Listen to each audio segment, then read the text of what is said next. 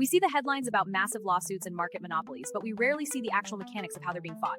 This is EconWorks. We look past the talking points to find where law, economics, and markets actually collide. Let's get into it. You know, if you've been following the news lately, the immediate reaction to the Spirit Airlines collapse was to frame the whole thing as this massive debate over antitrust policy. Did the regulators completely mess up by blocking their merger with JetBlue? Well, let's dive into this explainer, because today we're actually going to look past all that noise and reframe that story into a really fascinating look at market economics. To really get our heads around this, we're going to walk through 6 key areas. We'll start with the distraction of those antitrust headlines, look at who actually drives competition, and then explore the invisible mechanics of cost shocks through 3 distinct paths: mergers, bankruptcy, and regulation. Finally, we'll figure out who actually ends up paying the bill. All right, Section 1, the Spirit distraction, looking beyond the headlines. So when Spirit went under, the noisy debate was all about antitrust regulators and whether they made a fatal error by blocking that JetBlue merger. But honestly, focusing just on the antitrust rulings misses the fundamental issue entirely. Look, airlines across the board were hit by absolutely massive, unavoidable rising costs in fuel, in labor, and in overall operations. These are hard, tangible costs, and here's the brutal truth of economics. Those costs, they have to go somewhere. The real issue isn't just whether Spirit survived or not, it's the much bigger question of what happens to those rising costs in a complex market. You can really think of rising costs like energy in a physics equation, right? They don't just vanish into thin air. An airline can't magically wave a wand and make the price of jet fuel go back down. No way. Those expenses simply get passed on to the consumer, absorbed by the company, or they trigger a massive structural failure. That's absolutely the lens we need to use to view this entire industry. Moving on to Section 2, the engine of competition. Who really drives the market? Before we can figure out how those costs actually move around, we gotta understand who's really sitting in the driver's seat when it comes to airline competition. Think about your own travel habits for a second. Are you a brand loyalist who sticks to one premium airline because, you love their miles program or the lounges or that extra legroom? Or are you a price-sensitive flyer? Someone who's always hunting for the absolute cheapest seat, and you couldn't care less about the logo painted on the tail of the plane. Now, this dynamic completely redefines how we think about market pressure. Real competition doesn't actually come from the loyalists who blindly book the same airline every time, or even the purely budget flyers. The competition comes entirely from the switchers. These are the folks who pull up a flight matrix, compare every single option, and are 100% willing to jump ship for a better deal. They are the ones literally forcing airlines to keep their prices in check. Which brings us to Section 3. Path 1. Mergers, shifting the burden to the passenger. Let's see what happens when regulators step back and allow a merger to act as the shock absorber for these rising economic costs. Imagine a hypothetical world where antitrust regulators had just given the green light, and JetBlue successfully acquired Spirit. 2 things would change instantly in that scenario. First, JetBlue no longer has to compete with Spirit. And second, that rock-bottom price option completely vanishes from the center of the market. The intense competitive pressure that our switchers relied on to keep prices down, it's effectively neutralized.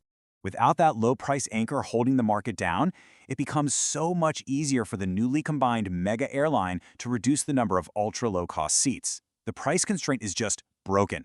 And what does that do? It places systemic upward pressure on ticket prices.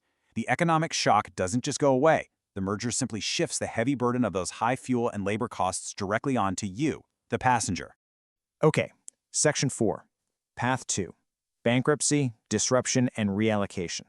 Now let's consider Path 2, which is the messy, painful reality of what actually happened when the regulators blocked the merger and Spirit was allowed to fail. Notice the stark difference in the timing of the pain here.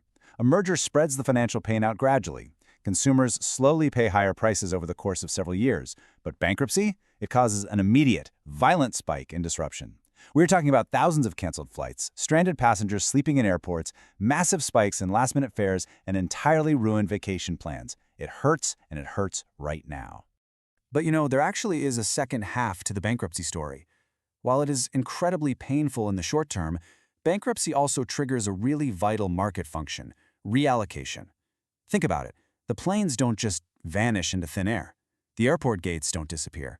When an airline like Spirit exits, it leaves a huge vacuum. And other budget airlines, like Frontier, for example, can swoop right in. They take over the planes, they scoop up the routes, and they start offering those similar low fares to the switchers all over again. So the competition is reduced temporarily, sure, but it is definitely not eliminated. Let's look at Section 5. Path 3. Regulation, the price constraint trade-off. This brings us to Path 3, regulation. This is a super popular talking point where people argue, hey, the government should just step in with strict price regulations to protect passengers from fare hikes altogether. Sounds great, right? But if regulators prevent airlines from raising their prices when the physical costs of fuel and labor go up, well, the math still has to balance somewhere. The costs don't disappear. The airlines themselves are forced to swallow those financial losses. And when firms are forced to run at a deficit for too long, it inevitably leads to severe cuts in routes, a massive drop in service quality, or eventually, total corporate failure. So regulation might protect your wallet today, but it puts the very service you rely on at extreme risk tomorrow. Finally, Section 6. Who pays the bill? Economics clarifies the trade-offs. Let's bring all of this together to see the overarching picture of how these market mechanics interact, because this framework completely reframes the narrative we usually hear in the news. An economic cost shock, like a massive spike in the price of a barrel of oil, has to go somewhere. It can be absorbed by the consumer through the higher prices of a merger. It can be absorbed by the market itself through the immediate disruption and reallocation of bankruptcy, or it can be absorbed by the firm through strict price regulation. Whether we lean toward antitrust leniency, harsh market resets, or heavy government regulation, economics doesn't magically eliminate these painful trade-offs. It simply, and very impartially, clarifies the winners and losers. A merger burdens the passenger slowly, bankruptcy shocks the market instantly, and regulation strains the firms heavily. At the end of the day, Spirit's collapse didn't actually create this problem. It really just revealed a structural reality of the airline industry that was already there. Costs were rising, and something, somewhere, had to adjust. So I'll leave you with this provocative thought to ponder next time you're booking a flight. When the next unavoidable economic cost shock hits the industry, because it definitely will, who do you think should foot the bill? The passenger, the airline, or the market itself? Thanks so much for joining me on this explainer, and I'll catch you next time. Thanks for watching. For the deep dive economic analysis behind these stories, join us at econworks.com. Subscribe to stay informed on where law and economics meet the market. We'll see you in the next episode.